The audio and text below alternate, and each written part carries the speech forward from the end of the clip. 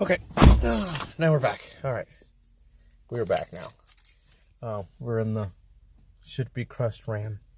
Yeah, I do have a sad announcement with the flooded copart Ram. All the crap I was talking. There's a light on the dash. It's quite a significant light. There's no way to explain it but to show you. I mean, she starts and runs just fine. I mean, listen.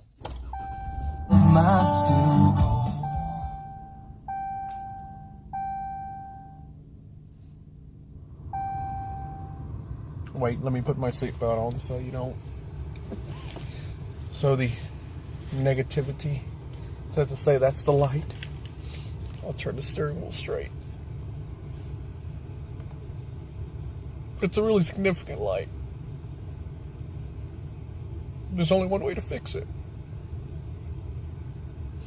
I guess I'll just show you how. Look at it! Look at it! The one light! The one light! That light just came on. What do I do? There's a light on the dash of a flooded Ram. Maybe I should crush it. Which seems to be the overall consensus of people that, you know, see you do something that they want to do, or something they didn't think they could do, or something that they should have done but didn't have the idea to do. Particularly people that don't like to take on challenges, which has since I've been told that this truck should be crushed. I now have a reason for you to crush it. It has a gas light on. Oh my God. It's got a light on the dash. As an update, guys, this is currently October. I think it's the 13th, 14th. I don't remember. I work night shift. Dates are really screwed for me. But it's like mid-October. I have been driving this truck since March. But by the way, those are tools that you're hearing sliding around. And the reason the tools are in the truck are not because the truck has been working on, not because the truck has been worked on, but because I've been working on copart cars and repairing other people's cars. So that's why the tools are in here. We will get gas, by the way. We will get gas on the way home. Put the window down. I know our doors work too. Yeah, I had someone said none of the electronics in my truck would work because it was in a flood. I don't know. But I'm here to address a few things that were that were said in the thing, and questions that I've been PM'd or DM'd. And here's the things that I'm going to go over with you guys. Firstly, yes, the truck was in a flood. The flood was up to the, it was up to here. So it was up to the windshield. So that basically meant every electronic component in the truck was underwater. Okay. Now, something that you should really understand, that people that, you know, rag on flooded cars and wanting to repair flooded cars. Yes, some of the information is right about getting a flooded car. You're going to have issues down the road. That's not completely true, but I'll get into that. Yes, it is true that getting a flooded car, you don't know what you're getting. But that's the same as, I'm trying to get this sun out of mine. But that's also the same as if you get any car from Copart, you don't know what you're getting. Actually, it's the opposite. When you get a flooded car, you know what you're getting. You're getting a car that was underwater to some degree. Whereas if you get any other car, you don't know if it's got mechanical damage, or you don't know if its transmission doesn't work. You don't know. But in a flooded car, if you purchase a flooded car, you already know what you're getting. You're getting a vehicle that you know something on it is not going to work, or something's going to have an issue with it over time. The common misconception for those that are looking into getting a flooded vehicle is that, yes, there are two types of floods. You have a saltwater flood and a freshwater flood. Both of them are lethal to any electronic component. Difference is that saltwater does it quickly, freshwater does it over time. Here's the thing. Not every component in your vehicle will need replacing to drive.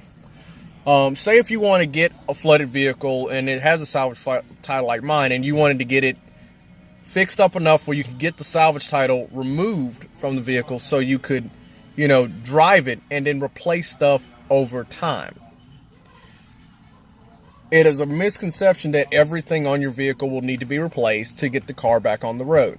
Now, this is not 100% true even on this end because it varies by state. The inspections are not as harsh in my state as it is in probably California or in PA or in New York or Massachusetts. It's not as strict. So in my condition, if you remember, when I had to get my truck taken to get inspected, the airbag light was on, and then I had to initialize it. Well, the airbag module was initialized, but the seat belts weren't plugged in because I hadn't had them yet. Well, when you initialize it for the first time, until you do that first key, it doesn't register that it's not connected, because I initialized it without it. Now, of course, when I turned the truck back on, it came on. Fortunately, they didn't want you to start the car when you were there. I thought, because the last time I did a inspection, we didn't have to start the truck or start the vehicle. So, anyway, I didn't expect to have to start it. But when I went to go start it, the airbag light came on. But when I got it inspected, no lights were shown on the vehicle. You just had to turn the key on. So, in most cases, you do have the ability to not have to replace everything. In this truck, to get it back operational, all I had to do was replace the fuse box, the body control module, which is, oddly enough, the body control module is located right here, attached to is it the firewall? Yeah, attached to the firewall right here, and it was trashed as well. So the body control module, the airbag module, the clock spring. Well, no, I didn't have to actually. Well, yeah, if I want the alarm off, clock spring module, and that's it. And yeah, and that was it. That's all I had to replace. Those few things, and the truck would have started. It would have ran. It would have smoked like hell, but I would have been able to drive it. And it would have finally burned out, and I could have took it up there, I could have gotten it inspected, and I could have gotten it, done. But I wanted to take it up there and be done with it completely. So, in this truck, this isn't even the dash that goes with this truck. This is the premium dash. I replaced the dash. I've replaced the EVIC modules, because this truck did not come with voice recognition. So I've replaced the EVIC modules. I've replaced the airbag, which I didn't need to replace the airbag. I just replaced it because it came with the new steering wheel that I got for the steering column, which, by the way, that was all a pointless purchase because I still ended up having to purchase another clock spring module because I damaged the old clock spring putting it on. I replaced the light switch, even though I didn't need to. I replaced that's my light bar on the back. I replaced the light switches, or the window switches, the door mirror switches. It's powered off now, so I can't, I can't show that to you. I replaced the gear shifter. I replaced the ignition control module. Behind the seat, there's the IFR, which actually controls your fob and your tire pressure monitoring, all that stuff. That was replaced. The HVAC module was replaced, which this isn't the correct one. It has to be replaced. But I'm planning on replacing the entire radio with the Tesla style radio, so I'm not really worried about doing that. It functions as it should. I upgraded from the smaller non-touchscreen radio to the touchscreen radio. That's why that didn't need to be replaced, but I replaced it because I changed that. I changed this outlet, I think. Yeah, I changed that outlet. I changed none of the HVAC module blend doors. I replaced the fuse box, like I said. I replaced the